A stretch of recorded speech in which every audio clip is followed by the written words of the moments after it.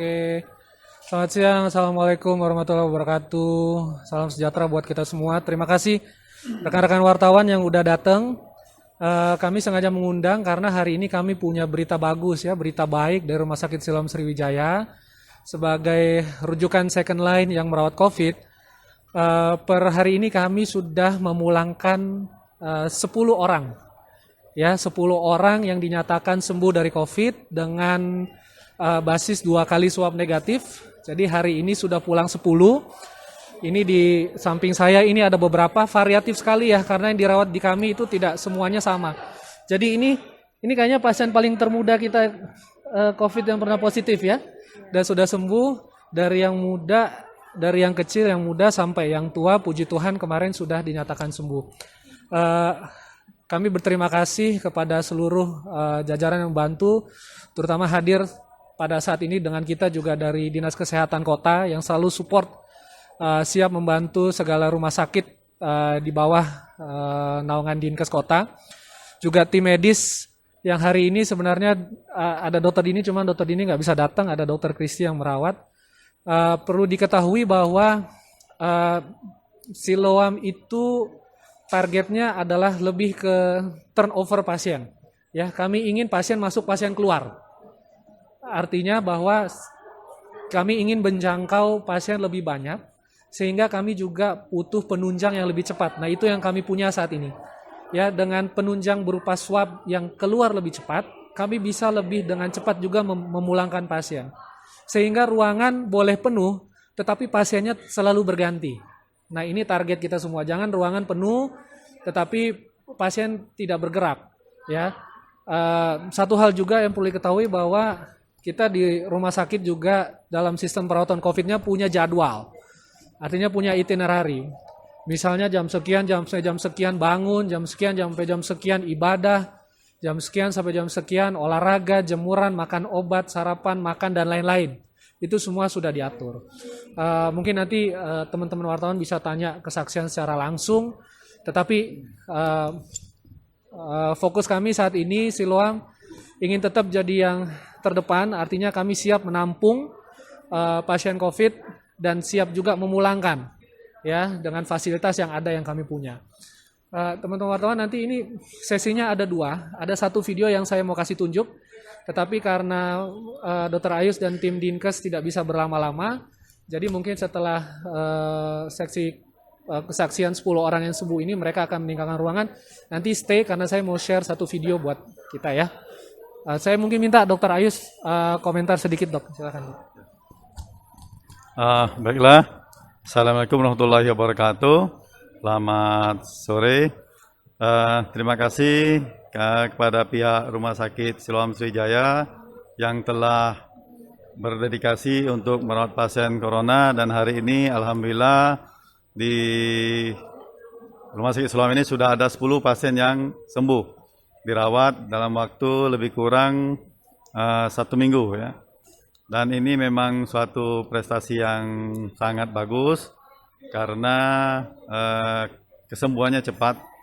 Nah, ini juga memang karena Siloam mempunyai fasilitas pemeriksaan PCR swab yang mandiri, sehingga bisa mendapatkan hasil swab yang lebih cepat.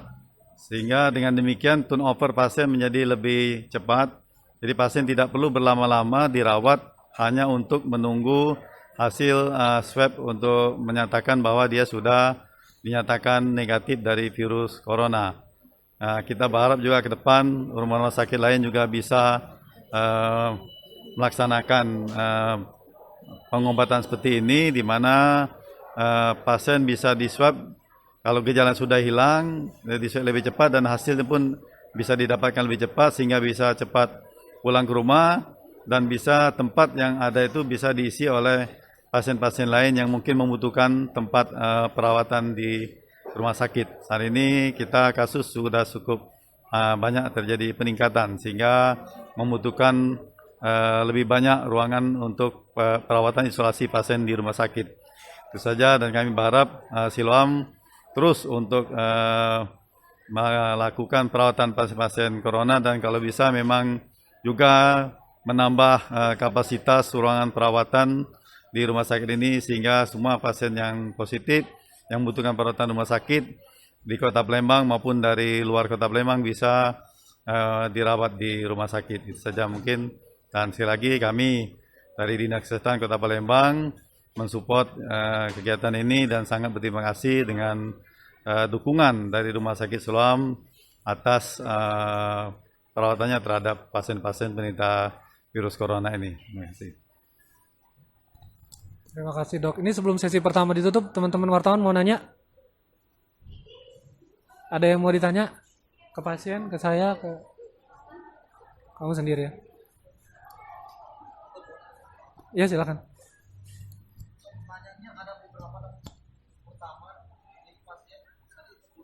Ya.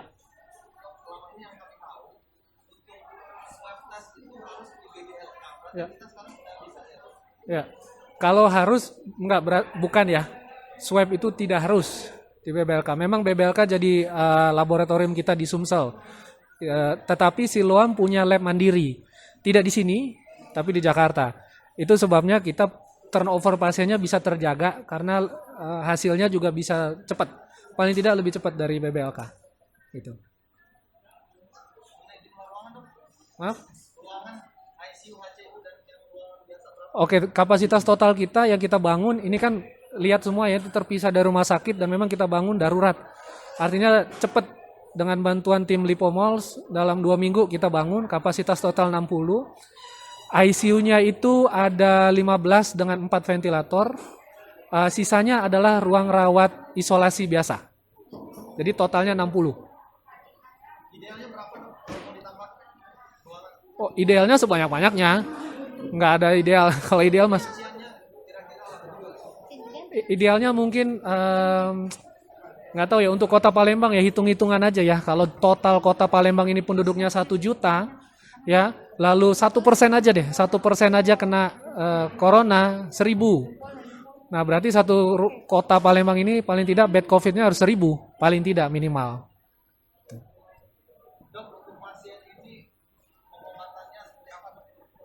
Ini pengobatannya kita serahkan ke tim medis ya, karena berbeda-beda. Kan sesuai, ada umurnya juga berbeda, kadang-kadang gejalanya juga berbeda. Cuman kita tetap ikutin standar terapi yang dibuat oleh Kemenkes.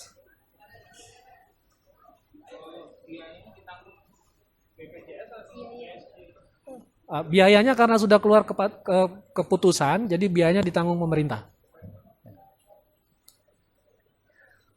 Oke. Sip ya. Mohon izin Dr. Ayus dan tim mau pergi karena ada kegiatan beliau yang lain. Kita stay di sini, silakan kalau mau nanya ke pasien boleh. Sambil kita putar video juga ya. Terima kasih Bapak Ibu.